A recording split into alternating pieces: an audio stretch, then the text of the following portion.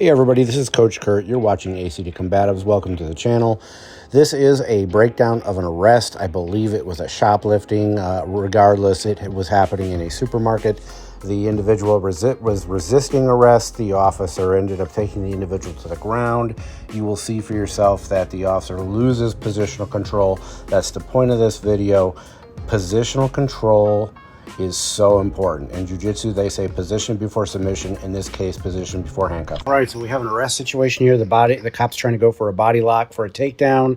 He's got control of the guy's right arm, which is good because his head's under his armpit, which means the guy could get him into a guillotine if he didn't have control of it. He loses control of it, but he gets his head out. You can see the guy's trying to choke him or push him away.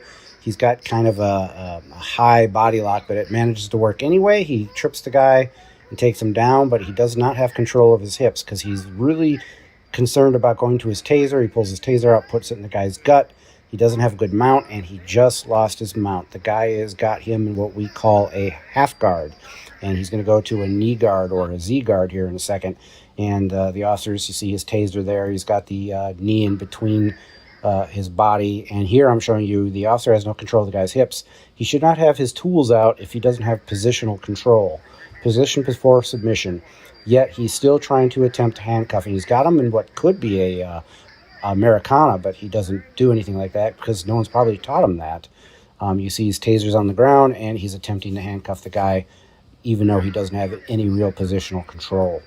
He's putting him in handcuffs, and he's giving him good voice commands through the whole time. He's telling him to stop resisting. He takes control of his taser with his other hand, but now he's got two hands full, and he still doesn't have hip control. And here's a good example of what you could do. So here's a body lock. I do a hip bump takedown, very similar to what the officer did, but then I'm slowing it down. I'm taking control of the hips. I'm giving the guys voice commands. I'm swinging through the arms. I do some distractional strikes, and now I'm saying, here we go. Now that looks familiar, doesn't it? That's the Americana position that officer would have had, but he didn't have control of the hips and a mount. So here's how you do the Americana. And it's in other videos if you want full tutorial, and into the handcuffing position. And again, that's in other videos if you want full tutorial. You should have seen this before. If not, go back and take a look. You got a great handcuffing position here, and you didn't have to pull your taser. Here we are from another angle, and this time I do a duck under instead because my hips are low. I do a hip bump takedown. I do some distraction strikes, and then I transfer to full mount. I'm giving voice commands. I'm controlling the hips. I'm taking control of the position, and here's another example of the Americana. I'm using my elbow there to block the head. Again, I have tutorial videos.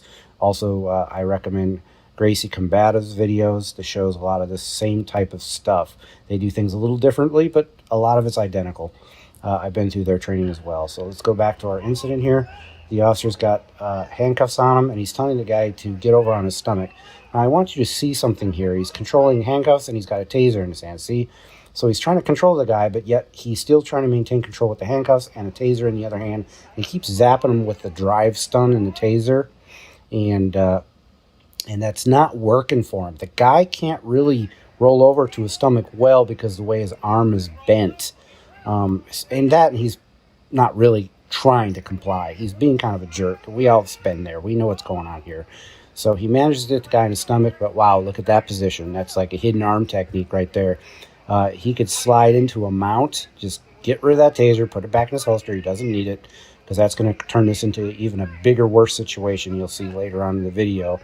He's using pain compliance with the taser, and he's giving voice commands, and he's got his knee on his back. So here we go in what I suggest. You do the rear mount handcuffing technique.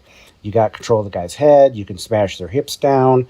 I'm taking positional control of the position by using my hands.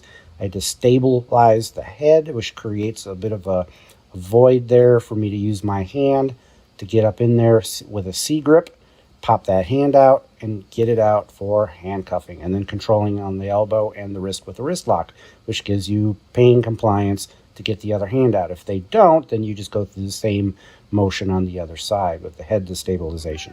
So we got back to our situation here again. He's losing control of the hips yet again. He's trying to gain that control with the taser. Guys, the taser is not a magical weapon from God. It's in my opinion, a limited use weapon when you have distance on your side. I'm not a big fan of using it in a grappling situation, especially if you don't have any grappling experience, because you will lose control of the situation unless you're just that much bigger and stronger and athletic of your opponent. Now you can see that the opponent here, the bad guy, the shoplifter, is bigger and probably stronger than the officer. And the officer, not trying to be a jerk, but doesn't really have any grappling skills. You can see this.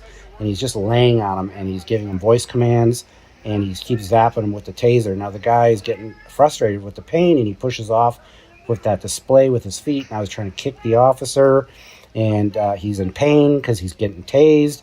And see, guys, when you have pain, and sometimes that stimulates you to fight harder, not to just stop fighting. This is why positional control is better than pain compliance. Pain compliance can only take you so far. You've got to have good positional control. And as you can see, this is turning into a monkey screwing a football. It's a pretty screwed up little situation. They're fighting over the taser.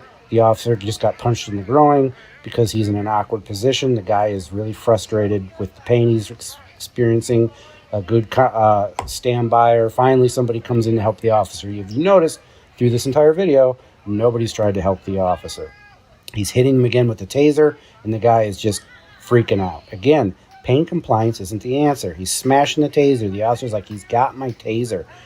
You remember the recent situation in Atlanta, Georgia, where the officer lost control of his taser and shot the guy. Well, that's definitely not appropriate here because there's so many people standing by that can help.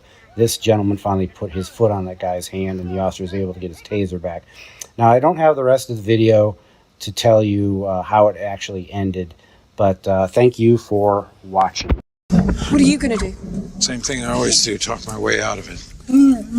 Yes, I do. Every time. Boys, you're both gonna get what I promised. Have I ever not delivered for you before? Yeah. Let's roll. Hey, let's be careful out.